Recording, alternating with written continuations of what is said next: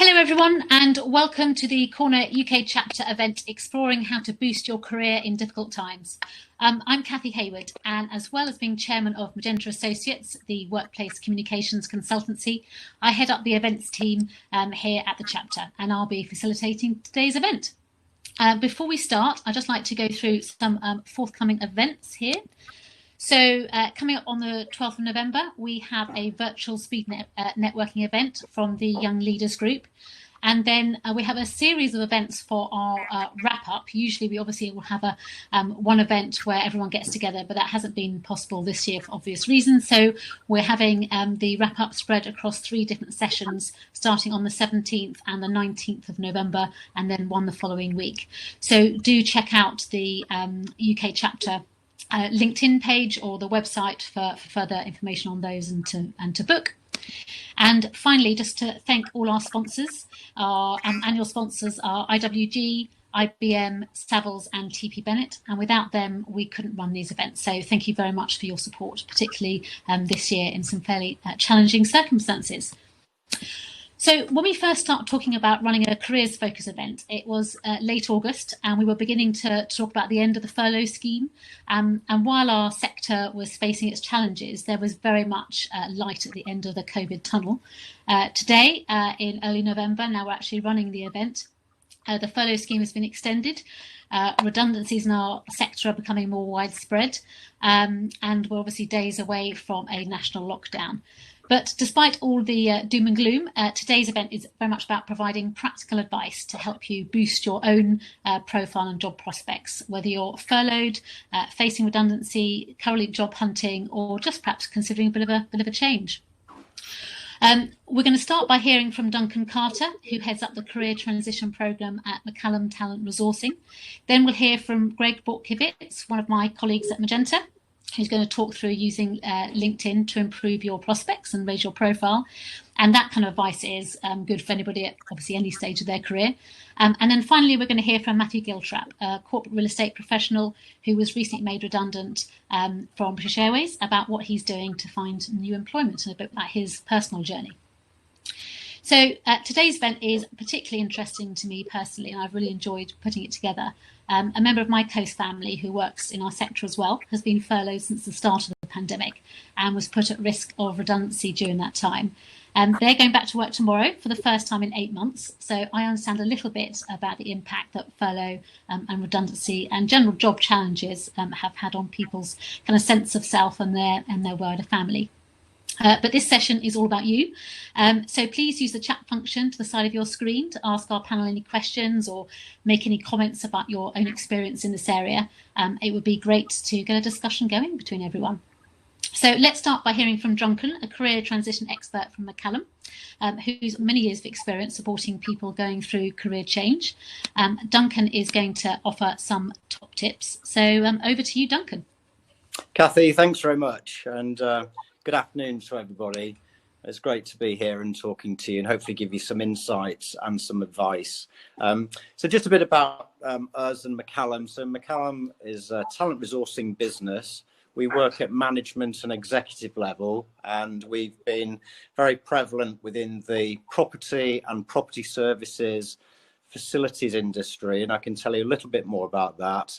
Just focusing on our 2 other parts of our business, we have an interim management business which is run separately, which is within the group, and that provides dedicated interim managers into a range of both public, local authority and also commercial sectors. And we also run our career transition division, which helps to support people who are going through periods of change. And that's very relevant at the moment because of what's happening in the markets and obviously because of COVID. But it's not just because of that. It also supports people who are looking to broaden their networks and also looking to move for positive reasons, i.e. they might be looking for a bigger challenge or to move internationally. Just in terms of our expertise in the property world, some leading names, we've been responsible for supporting the likes of Balfour Beatty internationally, right across the world for 15 years, from their chief exec down through their operating companies. That's kind of where it started for us. and into the facilities management division, where we had a massive impact, helped to turn that business around and grow it by 4 times in terms of the management team. And then that took us into organisations like Interserve that we supported or still are supporting for over 20 years, and helping to build that organisation as it's grown from organic and both acquisitive growth and in the ups and downs of that organisation, quite substantial interventions from the CEO and the board right the way through their SMT. So that gives a bit more information about ourselves. In terms of the market at the moment, let's just move on to the challenges. Well, it goes without saying, we've been engulfed by one of the biggest economic shocks ever. There's huge transformational workplace trends that may not be ever reversed, and it'll be interesting to see what does happen with that as things progress. But the property and services to property world has obviously been massively affected by all of this. So just some statistics to look at. So KPMG in Canary Wharf, they have a capacity of 4,500 people in their office, and there's now only 300 in the office. So that gives you an idea of the change happening there, just in that one organisation. The Financial Conduct Authority has a capacity of 3,500 people, and all but 80 people working from the office, all the other people working remotely. Societe Generale, all but 400 people are working at home, should I say, and Dell Corporation, the IT services business, has just recently sold, through one of my contacts' knowledge, a £250 million deal to Barclays to enable their staff to work from home. So that gives an indication that maybe these changes that are happening around technology and investment are maybe more embedded, and it'd be an interesting dynamic to see what happens moving forward. Just sharing some other information that I've managed to pick up through our research and our partners. There is a big, shall I say, need, requirement or want by people to return to the office. Apparently about 60% would like to return to the office. Probably feelings of isolationism, lack of social contact, maybe a bit more like the novelty of it now. And obviously organisations wanting to gain more in the way of collaboration. But there's a big health and safety fear about returning. But interesting, when you compare the UK to some of our European counterparts, our European counterparts are much further along the road in terms of getting people to return to the office. So their range is between 70 to 80% office occupancy in countries like France, Germany, Italy and Spain, whereas the UK is really lagging behind that at an occupancy rate of about 35%. So that's a massive difference. Why is that? Some of the main reasons are there's been very mixed messages from the government that haven't helped.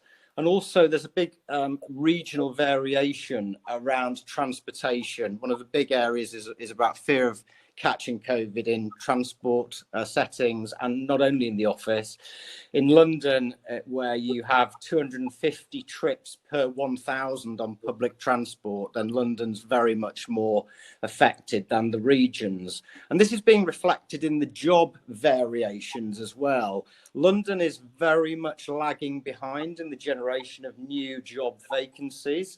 The bigger growth regions that are happening in terms of job resurgence is the northeast of England, the East Midlands, and also Wales, whereas London is the lowest, which is quite interesting. So just taking those figures is quite interesting. But on the positive side, there is a lot of indication around a V-shaped recovery.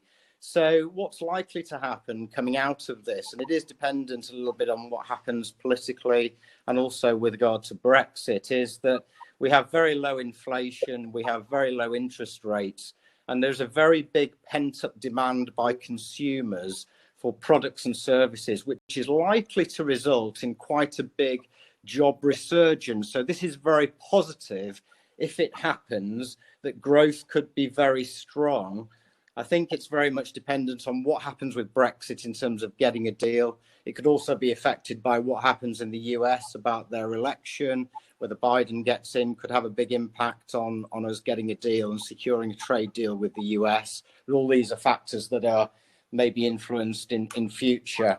So that's a bit about what the market looks like and what it may become.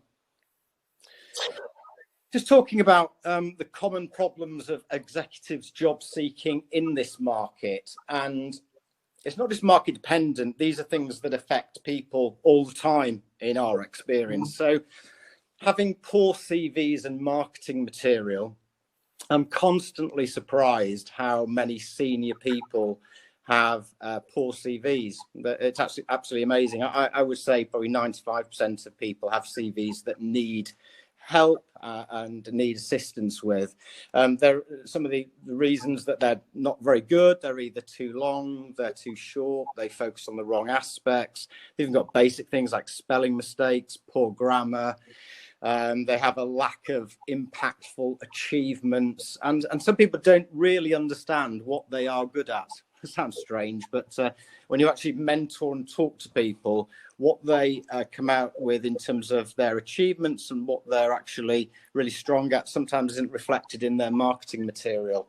So that then constitutes and moves on into issues about selling yourself. Now, this is quite an interesting area because people, if they're involved in selling and promoting their products and services of their employer, very used to that. But when it comes to actually selling themselves, are actually quite poor at that. And some people are nervous about it. They don't know how to go about it, particularly in the early stages. It's like anything else. The more you do of it, the better you get. So if you're not getting interviews, it's a bit of a catch-22 in that regard. The other factors of problems that people have are the knowledge of the market. They don't know how their skills might transfer into another sector and what those other sectors might be. And they also don't have access to, you might term the unadvertised job market and building networks and relationships. So networks tend to be very specific to our own industries. It's been exacerbated by years of recruiting in the same sectors. Senior people under pressure to produce results, they think that the best thing is to do is to bring in people who can hit the ground running and know exactly what they're doing without too much assistance and support. So they tend to recruit people from their own either market, their own sector that they're in, and that just exacerbates the problem when you're in a situation like this and you need to break out of that market area and look for a new one. So what do you do about all this? Well, first of all, you need to think differently. Because what does the customer want? Well, the customer in people's cases who are looking for a role is the senior executive team at the company they may be joining. So what are they looking for? Are they looking for more of the same? I would hasten probably not. What do they need? They need new ideas to survive, new skills, innovative thinking. So you've got to think about what you can bring to those organizations that you have in your locker, and we can help to draw that out. What are your transferable skills? Well, it goes without saying, if it's difficult for you to identify what they are yourself, you might need some help in that, then it's difficult to communicate it. But you may have great transferable skills, so you may have great customer skills or market knowledge. Change is happening in all organizations. So how can your change skills help an organization to become more efficient or to improve? And functional areas like certain support services like technology, HR, finance, they're historically more transferable across sectors. So a little bit easier if you're in one of those specialist professional areas. Finally, I always talk about appealing to people's need or greed. There's obviously a massive need for organizations to change at the moment. So you may have done some great projects, have some great ideas that you were dying to implement in your last role, but they maybe just weren't listening, and you've got some great insights and innovations that can help that organization to transform itself and to improve its fortunes. And you've got to relate that into a commercial discussion about how your skills can help those businesses to survive and prosper. So in terms of the tips that we're able to give you, I think the main thing is I would say to people, this is going to probably be a long haul with many twists and turns, and that might sound like a problem, but actually I think you should use this as a period that could be tremendously exciting and tremendously positive, because this is forcing people to rethink. I'm talking to a lot of people at the moment that are saying, I don't want to go back into my previous sector. I want to use this time to actually move into a new area, learn something, different. I've been in this area for a long time. I want to do something different. So that could be really exciting.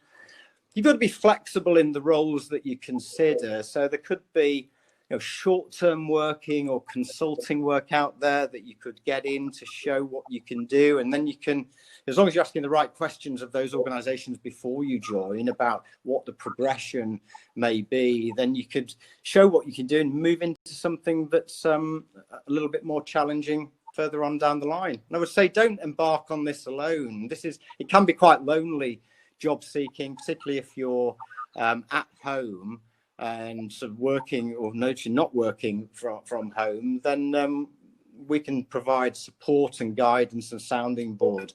In terms of the other two aspects of physical health, marketing yourself, we've already talked about CVs, marketing material, online profiles.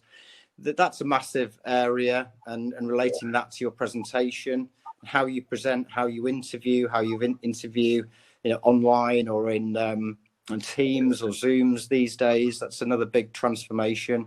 And using your network, we can help you to maximize new networks that you possibly don't have access to at the moment. So those are some tips as to what you can do and how we can help.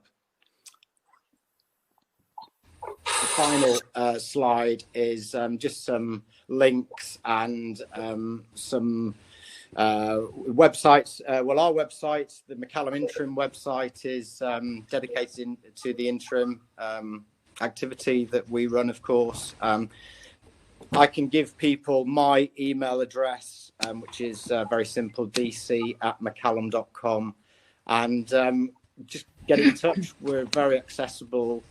We can set up time to talk to people if you would like to access our knowledge. Thank you very much. Lovely. Thanks very much there, Duncan. Appreciate that. Please do think of any questions you'd like to ask Duncan and put them in the chat function, and we can put those to him at the end. I'm sure everyone listening today has a LinkedIn profile, but how well do you use it? I've certainly noticed since the start of the pandemic that people are using LinkedIn far more than ever before. The online networking really is replacing physical networking that we can't obviously do at the moment. So if you're looking for a new role, LinkedIn is a great place to showcase your skills and experience and expand our network. So next up is Greg Borkowitz. Greg is a consultant at Magenta and a colleague of mine, and he has many years experience delivering PR campaigns in the UK and the US, where he lived for several years. Greg's an expert in digital marketing, particularly LinkedIn. So over to you, Greg, to talk about using LinkedIn to boost your profile and job prospects. Great, thank you, Kathy. So yeah, as Kathy mentioned, I think a lot of the tips here will hopefully be for people in all situations, whether you're looking for work or currently in a role. It's it's great to keep your LinkedIn profile active. Now, Kathy's already done a great introduction to me. I will just add that I'm also involved with the CoreNet UK chapter as a volunteer on the membership committee. And yeah, I've been with Magenta since 2019. And I have a background. I've worked with digital media, social media companies. So that's why I've got a particular interest in LinkedIn. So why LinkedIn? These stats, they might be a little bit outdated since the lockdown hit, but one that I found particularly interesting is that the number of users who engage with the platform on a monthly basis, 40% of those access the network every day. So it's really active network. And yeah, those stats could have increased since March. And we're going to go through each of these bullets on the left to talk about how you can just hopefully expand your profile and grow your network. So starting with profile, and you need a good picture, a nice professional picture. The examples up here are really good examples because the smiling, a picture that's like shoulders up is good, and if you can get a slight side angle as opposed to like a direct sort of front-on shot, that's a nice thing to be able to get. And if you haven't got a professional picture, it's not a problem. It's really easy to take them with a phone nowadays. The picture quality on mobile phones is absolutely fine for pictures like this. So just have a friend or family member help you. Just a few tips. You can stand outside for natural light, or if you're standing inside, try and be facing a window and use the flash on your phone. But try to avoid standing in direct sunlight. And yeah, just take a few different pictures, see which one works for you. And wear, just clothes that you would normally wear to work, and have a plain background if you can, so there's nothing distracting from it. And then also on LinkedIn, you can have a cover photo. So on the slide here, you can see that appears above the profile picture.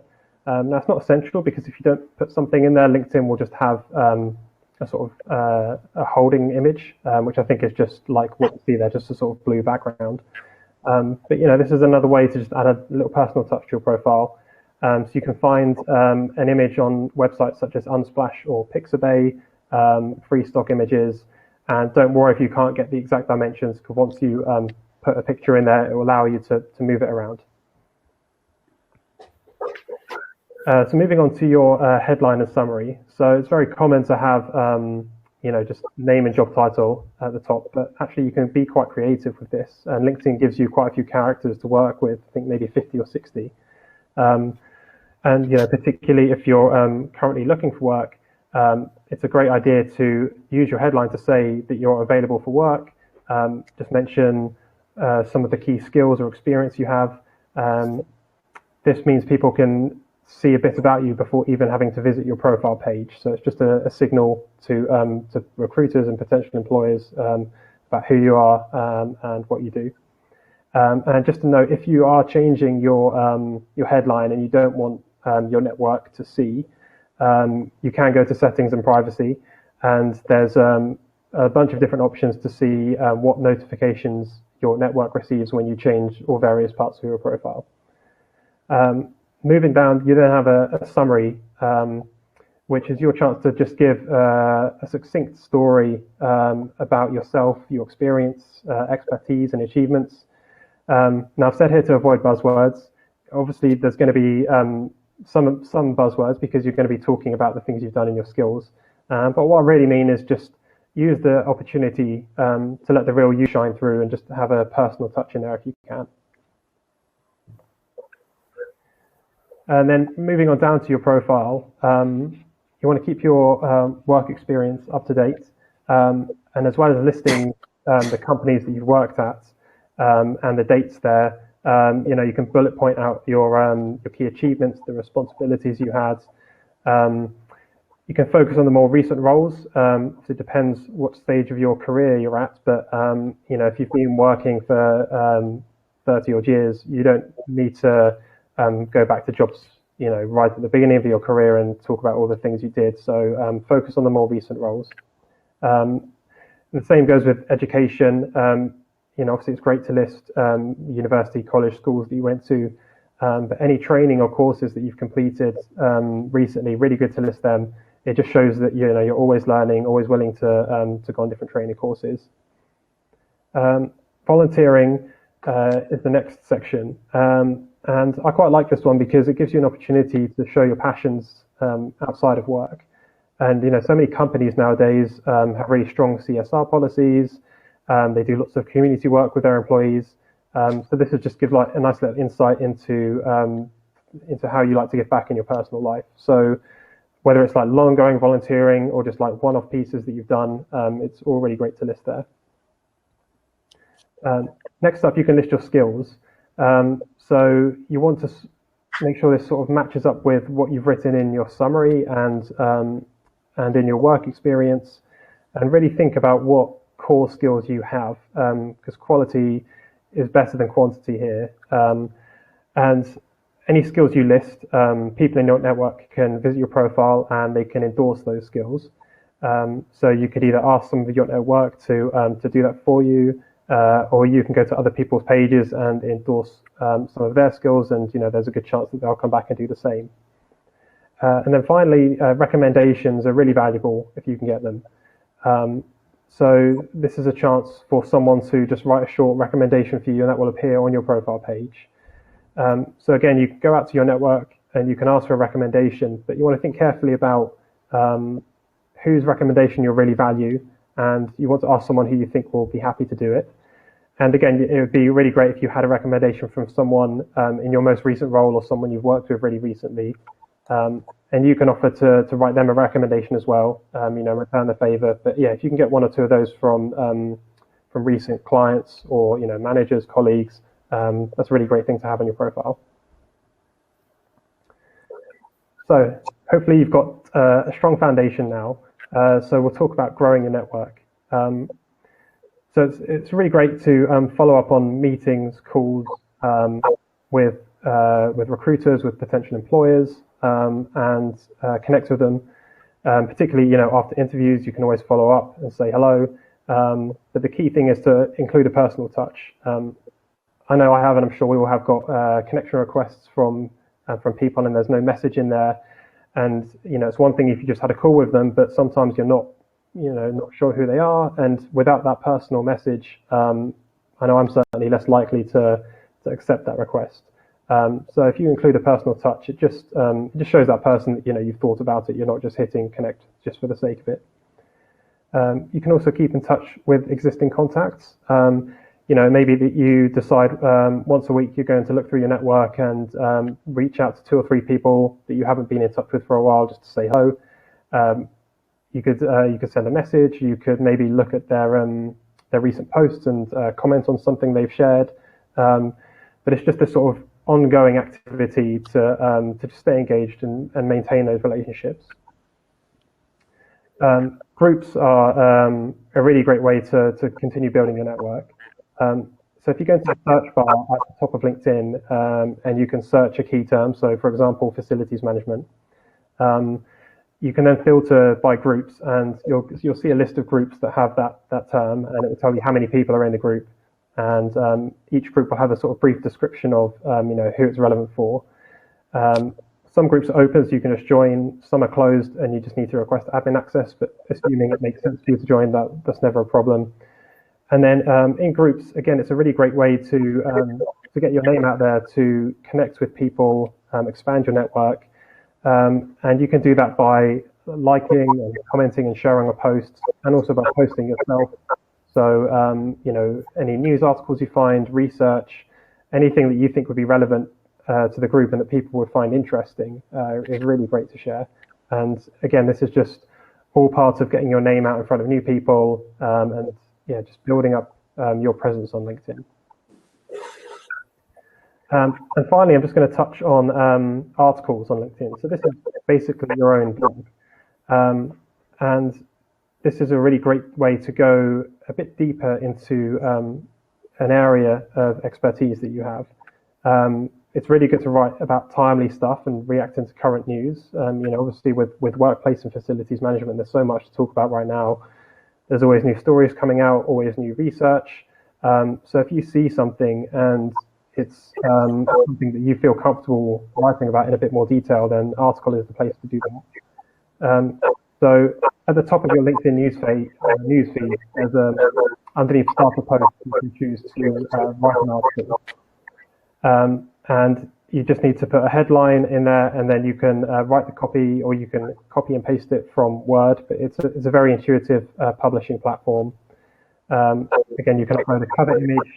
The dimensions, again, don't worry about, because once you upload it to LinkedIn, you can you can sort of move it around.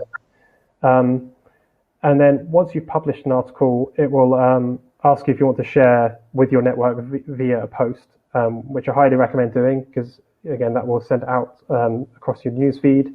So you can just write 1 or 2 sentences, what it's about, and think about what hashtags you want to use as well. They're quite common on LinkedIn. So 2 to 3 per post is good. It will just help your article be found by the right people. So that about covers it for me. Happy to answer any questions, either now or my email's there. And we also have a guide on how to improve your LinkedIn profile that's free to download on our website at magentaassociates.co. Thank you.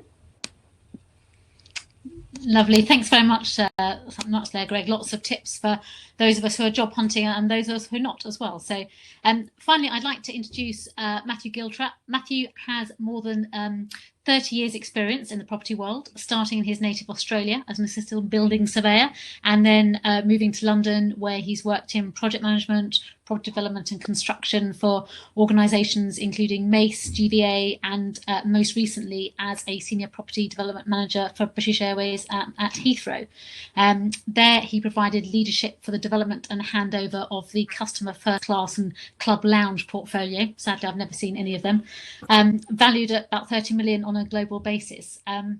Matthew was made redundant a couple of months ago and is looking for new opportunities, and he's going to talk through some of his experiences over the last couple of months or so. Matthew, over to you. I think you're on mute, Matthew, because there was a bit of background noise your end, so I did mute you. Apologies. Thank you. I wonder what was going on there. Hello there, everyone. Thank you for such a warm introduction. Yes, I have got a fairly wide level of experience. Probably one thing to add to that little snippet is I had also built a luxury hotel in Australia, the renowned Southern Ocean Lodge, which unfortunately burnt down this year. So anyway, so I have got a few strings to my bow. But anyway, yes, in September this year, I was unfortunately made redundant. Given my past performance and depth of experience and the global nature of my role, I was quite shocked when I was advised. Whilst I found the decision difficult to reconcile at the time, thankfully I had the good frame of mind to accept it and move on. Immediately following the decision, I now realise that some of my behaviours and thoughts were probably a little bit hasty. Things that come to mind include feeling an overriding need to get my name out into the market by speaking with as many people as possible, even though I wasn't sure exactly what I wanted to do. I also set up job alerts on LinkedIn and Indeed and started applying for roles that I probably normally wouldn't apply for.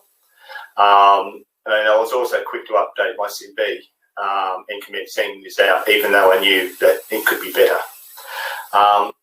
Thankfully, soon after, a dear friend in Australia who had been made redundant twice over the past 3 years got in touch. Not only was she very sympathetic, but she provided me with some very valuable insights, which include the importance of taking the time to get your thoughts and feelings sorted, the need to get an exit statement formulated in your head to help explain your situation so as not to dwell on any perceived injustices that you might want to relay to other people, because this can be a real turn-off.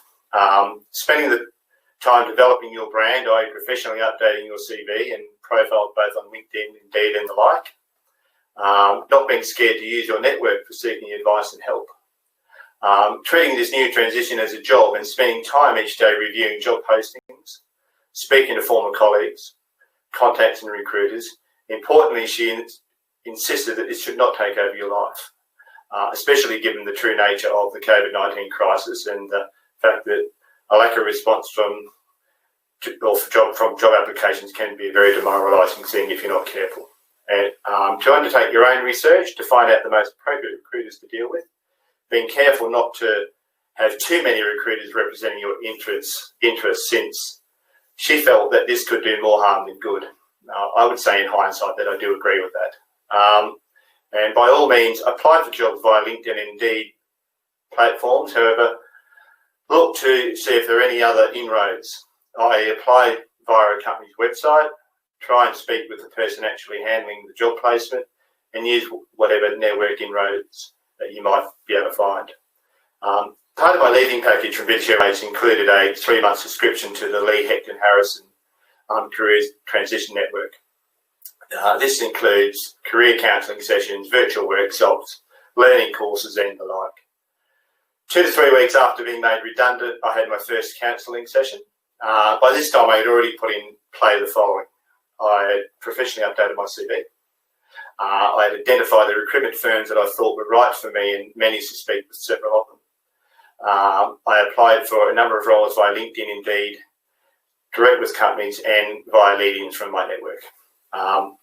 My counsellor supported my approach and was impressed with what I'd achieved in a relatively short period of time. It was great to speak with him since he helped provide a realistic perception, particularly around the fact that a well-rounded approach was more likely to yield results.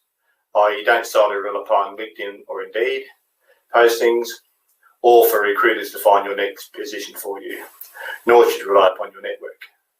He was convinced that opportunities would come from persistence and the ability to embrace all of these as tools. Interestingly, my counsellor is a huge supporter of LinkedIn and advised that if you use it correctly, it can increase your profile. He had a number of tips which included the importance of posting an exit statement to make people aware of your situation. I felt uncomfortable with this at the very start, but I think it was the right thing to do. Ensuring that your LinkedIn profile closely matches your CV. If in doubt, under your profile section, there's a link there that says create PDF. Press this link and a PDF will automatically be produced. I think it was very useful, and you can really see how, because most recruiters tend to do this from what I've been advised, and you can really have a good critique of what's up there on LinkedIn for you. Be active and make insightful postings on a regular basis, since the more you do, the harder LinkedIn works for you. With all that said and done, here is a quick summary of my progress today. I've applied for approximately 20 jobs, most within the UK, a couple within Saudi Arabia, and 2 within Australia. Of those, around 4 HR departments have responded with a clear no. I wait with bated breath for the remaining 16 to come back to me. For one of the jobs that I applied for within the UK, I also spoke to a former colleague who had previously worked with the same company. He made a call and spoke to head of department recruiting for the position and put a good word in for me. The next day, not only did I get an automated message from the organisation saying that I was unsuccessful, but I also got a rather unexpected message from their HR department inviting me for an interview. Thankfully, the interview went well, and I'm now due to attend my second interview later this week. So go figure. I've also been provided a solid lead-in via one of my targeted recruiters to a leading consultancy. I have an interview with them tomorrow, so he's hoping. Following the post of my exit statement on LinkedIn, I have been in contact with a former colleague who now has a senior position with a public investment fund within Saudi Arabia. I am now in discussion with them regarding various opportunities. Another work colleague from within the UK has provided with a solid lead for a position with her firm's operations in Australia. They have since reference checked me, and I have had my first interview. No opportunities at present, however, there are likely to be should they win a major bid. I'm also in the process of writing a business plan for my own business. At my age, one knows, and if nothing else, this is something that has really got my brain re-engaged to the task at hand. As a quick wrap-up, I recommend the following to any of you in my position. Be mindful of what it is you are looking for and become more targeted in your approach. Do not lose confidence and keep perspective around the fact that these are extraordinary times. Don't be afraid to reach out to your network and trust in your capabilities. You are not alone. You may even be surprised by just how many people there are there to offer advice and help. So that's all I've got to say. That's great. That's great. Thanks very much, Matthew. Really appreciate that. We've had a question come in for you from Christina. She's saying, thank you for your honest summary, which is really insightful. Can you expand on your point about finding the right headhunter? How did you go about that? I reached out to various people within my network who I had closely worked for and obviously who I have a lot of respect for. And because there are a lot of recruiters out there, and quite often I found it difficult to get in touch with some of the ones that that I thought were the more appropriate. But it was really word of mouth coming from my network that's probably yielded me the best results for those recruiters, and also talking to quite senior people from my network who are actively involved in the recruitment process themselves, and actually finding the recruiters that they really trusted and relied upon. So I think that's how I really targeted who I wanted to speak to. Okay, I'll ask our audience to type in any other questions they might have, either for Matthew or for Duncan and Greg. But in the meantime, I've got a quick question, another question for you, Matthew. What was the hardest part about being made redundant? What impact did it have on your family, for example? Probably, with respect to my family, they're obviously all a little bit nervous because I am in Australia and they're worried that I'll go straight back to Australia. That's probably one of the things, which at the moment I don't really have any intention to do, unless things get really bad.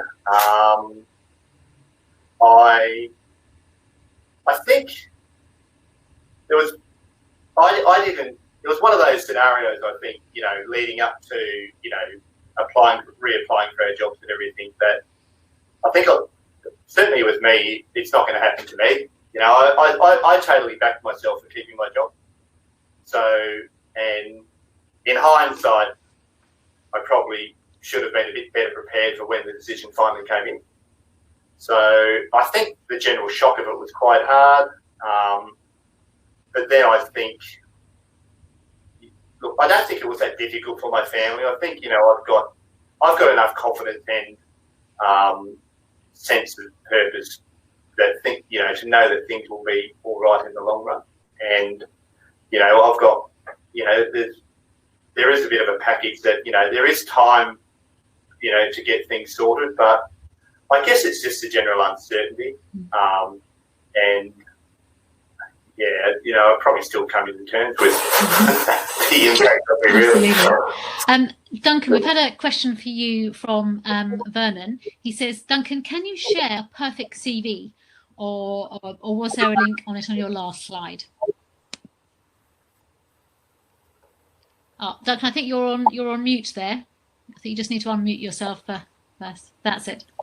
Is that okay? Can you hear me? Yes. Was that about perfect CV? Yes, that's right. That's a really interesting area. There are some very bad CVs, like I said, and some good ones. I don't think there's any perfect CV. People have different views about this. What's the optimum length of it? The main thing that I find is that people have a disconnect between their skill set and their achievements and what is on their CV. That happens an awful lot. I'm always incredibly surprised at that. So I'll give you some good examples. So I'm taking some people through the career transition process at the moment that we run. I was doing a session this morning and I was talking to this individual who thought of himself as a marketeer, but actually what he had was 3 or 4 other really big sort of functional and skill areas that he really was talking about in the dialogue, but hadn't really identified as these things that he'd got these great levels of experience, and would not have gone to a meeting and talked about any of those at all. So the fascinating part of that is that you can open up people to give them lots more variety in the toolkit that they have, that they can go and talk to people about. People tend to think of themselves as almost like sort of a bit one-dimensional. I do get the part about being a specialist. I think what you need to do is to talk to the company that is hiring about what their requirement is, what's their sort of burning platform, if you like, and how then can you relate your skills to that problem to fix it.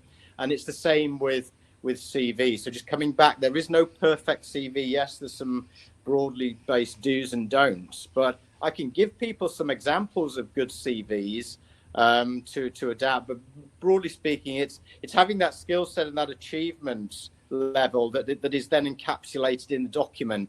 Ultimately, I'm talking a lot about CVs, but I don't actually like CVs very much. I think that they can be very unhelpful documents because I'm not convinced a lot of people actually read them. People are so busy these days. So entering into that dialogue that either we used to have face-to-face dialogue, or now it's over technology, to be able to connect from what is a massive experience that most people have, then documented into a CV. Put the CV part aside as much as you possibly can. We've hired and had people that have gone and taken very, very big jobs. They've got to the final stage of an interview process before the organisation turned around and said, "Oh, I think we will have to have a CV." These are documents that sometimes get in the way of the process and are rather unhelpful, but have become this sort of stage that you have to go through. You have to develop one. You have to send it to somebody. But having that connection with somebody and that dialogue is far more important. Okay, the first thing is being able to realise what your skill set really is. That's interesting that you think that they get in the way. We haven't had any more questions. I got a final question for Greg, which is really about sort of quantity versus quality in terms of contacts. You mentioned during your session that you get a lot of LinkedIn requests, and unless they've got a note or you already know the person who's just been speaking to them, you're not likely to respond favourably. Do you think it's good to have a really large network, even if you don't know, or some of them might not be relevant, or is it much better to have a more niche, kind of smaller network of specialist people that you know well? Yeah, I think you can certainly have quite a big network with people who, they don't have to be people who you've worked with before or people who work in your sector. And if you're interested in working in a new sector, it can be a great idea to search out people in that industry and connect with them and just say in your note, I'm really interested in working in this sector and I'd love to connect with you just to find out about, what it involves, how you got into it. So I think you can certainly expand it that way. But yeah, I know I've had some where it's from people who are like maybe abroad and they're working in like some company that I've never heard of. So maybe they've had a good reason, but I think the personal note, it just shows that you've really put some thought into why you want to contact people. So you can have a broad network for sure, and it can still be a very relevant one. Okay, that's brilliant. Well, thank you very much to our three speakers. As we're coming to the end of our time, I'd like to bring everything to a close. So thank you, Duncan at McCallum, Greg at Magenta Associates, and Matthew Giltrap for taking the time to talk to us today. Thank you to you for our audience for joining us and for your questions. And finally, thank you to our annual sponsors, IWG, IBM, Savills, and TB Bennett, without whom we obviously couldn't run these events. So thank you very much, everyone. Bye-bye. Thank you. Bye-bye. Cheers. Bye.